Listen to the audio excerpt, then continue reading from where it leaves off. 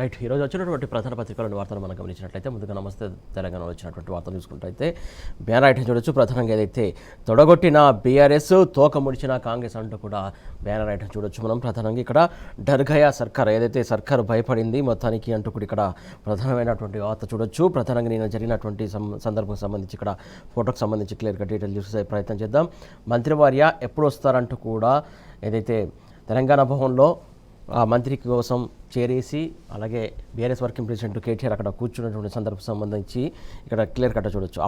అప్పులపై చర్చకు తెలంగాణ భవన్కు వస్తానని సవాల్ చేసిన మంత్రి జూపల్లి కృష్ణారావు కోసం గురువారం తెలంగాణ భవన్లో కుర్చీవేసి షాల్వాతో ఎదురు చూస్తున్న BRS working president KTR party నేతలు అంటూ కూడా క్లియర్ కట్ట చూడొచ్చు. మరొక సైడ్ ఇంకొక సైడ్ చూసుకున్నట్లయితే మంత్రి వద్దకే మేము వస్తామంటూ కూడా మరొక సైడ్ ఫోటో వార్త చూడొచ్చు క్లియర్ కట్గా. ఏదైతే చర్చలకు సిద్ధమని బీరాలు పలికినటువంటి కాంగ్రెస్ సర్కారు చర్చ లేకుండానే బీఆర్ఎస్ నేతలను అరెస్ట్ చేయించింది. గురువారం తెలంగాణ భవన్కు వస్తానని చెప్పినటువంటి జూపల్లి కోసం ఎదురు చూసి చివరికి గన్ పార్క్ వద్దకు బయలుదేరిన హరీష్ను తెలంగాణ భవన్ వద్ద అరెస్ట్ చేస్తున్న పోలీసులంటూ కూడా క్లియర్ కట్కి ఇక్కడ ఫోటో వార్త చూడొచ్చు. నిన్న జరిగినటువంటి సంఘటనకు సంబంధించి క్లియర్గా మొత్తానికైతే ఏదైతే అరెస్ట్ల పర్వం అదే మా ప్రశ్నించే గొంతులో నొక్కే పరిస్థితి దానికి సంబంధించి చూడొచ్చు. ఇక డీటెయిల్గా చూసే ప్రయత్నం చేద్దాం. మాటలకు కట్టుబడకుండా నాలుక మడత అలాగే వాళ్ళు రమ్మన్న చోటుకు వస్తా అన్నా కూడా అరెస్ట్ల పర్వం కొనసాగించినటువంటి అంశం సంబంధించి క్లియర్ కట్గా చూడొచ్చు. మొదట తెలంగాణ భవన్కు వస్తానని జూపల్లి బీరాలు పలికారు.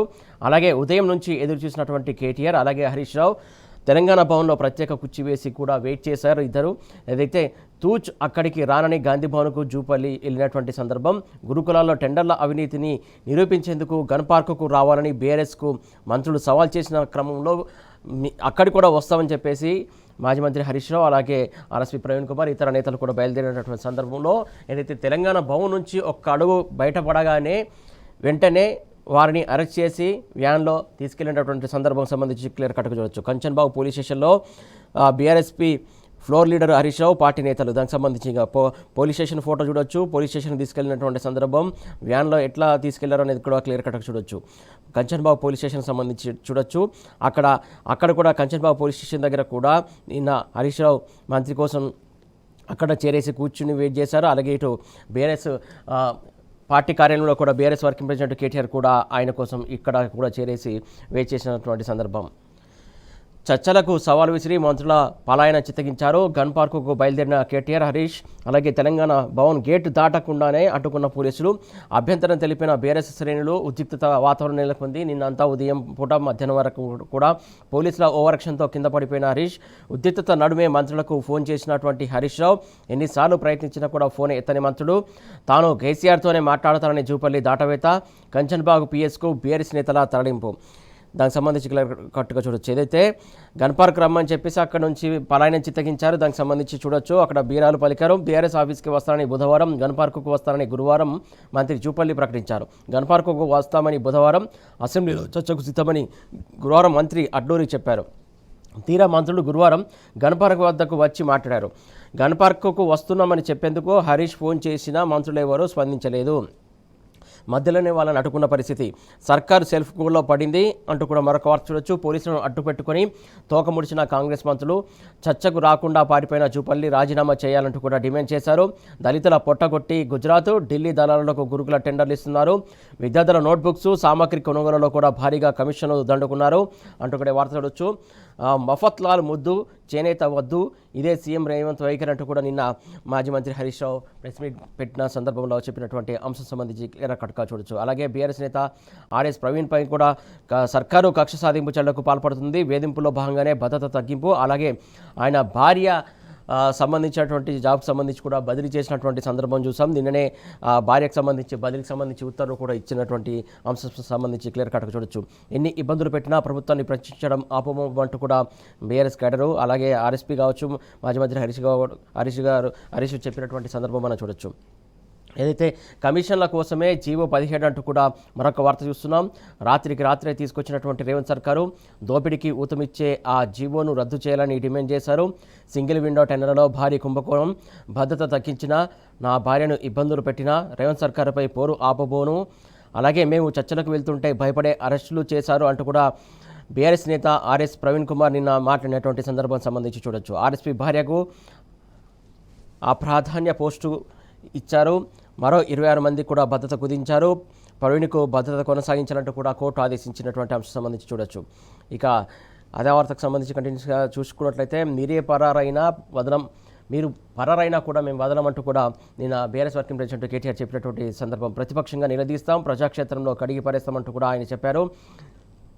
సవాళ్లు విసరడం, పారిపోవడం కాంగ్రెస్ ముఖ్యమంత్రి మంత్రులకు అలవాటే. తెలంగాణ భవన్కు వస్తానని జూపల్లి ప్రగల్భాలు పలికారు. 3 గంటలు వేచి చూస్తే వెన్ను చూపిండ్రు. అలాగే గన్ పార్కుకు వెళ్తుంటే హరీష్ను అడ్డుకున్నారు. చర్చించే దమ్ము లేకనే కాంగ్రెస్ డైవర్షన్ డ్రామా తెర మీద తీసుకొస్తున్నారు అంటూ కూడా బీఆర్ఎస్ వర్కింగ్ ప్రెసిడెంట్ కేటీఆర్ చెప్పినటువంటి సందర్భం సంబంధించి వార్త చూడొచ్చు. చెల్లని నాయనానికే గీతలు ఎక్కువ, చేతగాని కాంగ్రెస్ నేతలకు మాటలు ఎక్కువ. అందుకే జూపల్లి మొదట తెలంగాణ భవన్కు వస్తానన్నాడు, తర్వాత గన్ పార్కుకు రమ్మన్నాడు. అక్కడికి వెళ్ళబోయినటువంటి నన్ను పోలీసులు అడ్డుకున్నారు. రేపు కొల్లాపూర్కు రమ్మంటాడు. అయినా పారిపోయేటోళ్ళు చెప్తే ఎట్లా నమ్మాలి? నిద్రపోయిన వాడిని లేపవచ్చు కానీ నటించే వాడిని ఎట్లా లేపుతామంటూ కూడా బీఆర్ఎస్ వర్కింగ్ ప్రెసిడెంట్ కేటీఆర్ నిన్న మాట్లాడినటువంటి సందర్భం సంబంధించి ఇక్కడ వార్త చూడొచ్చు.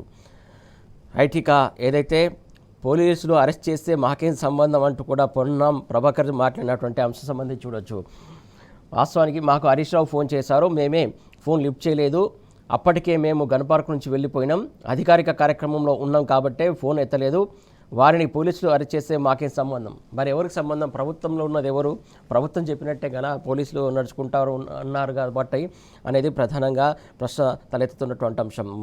హోంమంత్రి ఆదేశాలు ఇస్తారో లేకుంటే మంత్రుల ఆదేశాల మేరకే కదా పోలీసులు పనిచేస్తారనేది అందరికీ తెలిసినటువంటి అంశమే కదా అనేది ప్రశ్న ప్రధానంగా. దానికి సమాధానం చెప్పాల్సింది పోయి మంత్రులు దాట వేసే ధోరణి చేస్తున్నటువంటి అంశం. కాంగ్రెస్ మంత్రులు బీరాలు పలికి జబ్బలు చరుచుకుని కత్తులు తిప్పి ఆనక తోక ముడిచారు.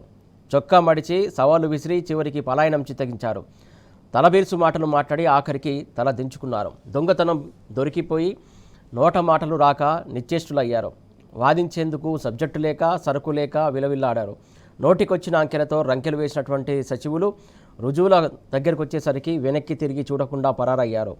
తామే కోరిన చోట చర్చల కోసం వేసినటువంటి సీటు ఖాళీగా వెక్కిరిస్తుంటే వెర్రి లాజిక్లతో వెకిలి వాదనలతో తమకే మింగుడు పడని వింత వాదనలకు దిగారు. వివాదానికి కారకుడైనటువంటి అసలు కథానాయకుడు పంపించినటువంటి స్క్రిప్టును వెరిఫికేషన్ లేకుండా అక్షరాలా వల్లించినటువంటి పాపానికి సీనియర్ మంత్రి నలుగురిలో బకరాయ్యాడు. మద్దతు కోసం ముందుకు వచ్చినటువంటి సచివులు వెర్రిముఖాలు వేశారు. సో దానికి సంబంధించి క్లియర్ కట్గా చూడొచ్చు. ఇంకా మరిన్ని వార్తలు చూసుకున్నట్లయితే మా పొట్టగొట్టి పరిశ్రమలో పెడతారంటూ కూడా మరొక వార్త చూడొచ్చు. ఇప్పటికే ఒకసారి భూములు ఇచ్చినాం, మళ్ళోసారి భూములు ఎట్లా ఇవ్వాలంటూ కూడా మాట్లాడుతున్నటువంటి అంశం. ఏదైతే ఆదిలాబాద్ జిల్లాలోకి సంబంధించి అంశం సంబంధించి చూడొచ్చు. మేము సాగు చేసుకొని బతకొద్దా, బలవంతంగా గుంజుకుంటే ఊరుకోమంటూ కూడా ఆ వార్త చూడొచ్చు. ప్రాణం పోయిన భూములు వదులుకోమంటూ కూడా వాళ్ళు చెప్పినటువంటి అంశం సంబంధించి చూడొచ్చు. ఇక మరొక వార్త చూసుకున్నట్లయితే మూసీతో పెట్టుకుంటే మునుగుతామంటూ కూడా మరొక వార్త చూస్తున్నాం. ముఖ్యమంత్రి నిర్ణయంపై మంత్రుల అసంతృప్తి. మూసిని గోదావరి జలాలతో నింపడం అంటే కాళేశ్వరం ప్రాజెక్టును బతికించడమే అంటూ కూడా వార్త చూడొచ్చు. బీఆర్ఎస్ నేతల కవింపు ట్రాప్లో పడి పరువు పోగొట్టుకున్నామంటూ కూడా తోటి మంత్రులు మాట్లాడుకున్నటువంటి అంశం సంబంధించి క్లియర్ కట్ కూడా చూడొచ్చు. ప్రణాళిక లేకుండా కూడా ప్రతిస్పందనలు అంటూ కూడా సీఎం మాట్లాడినటువంటి అంశం సంబంధించి చూడొచ్చు. కేబినెట్కు సరిగ్గా ఢుమ్మా కొట్టింది. తనకు తెలియకుండానే యాదగిరిగుట్ట ట్రస్ట్ బోర్డు ఏర్పాటు చేశారని కినుకుహించినటువంటి అంశం చూడొచ్చు. ఇక భరించే ఓపిక లేదంటూ సన్నిహితుల వద్ద కూడా ఆమె అసహనం వ్యక్తం చేసినట్టు ఇక్కడ వార్త క్లియర్ కట్ చూడొచ్చు. ఈ వార్తల అంశం సంబంధించి చూసాం. ఈ అంశాలకు సంబంధించి విశ్లేషిద్దాం.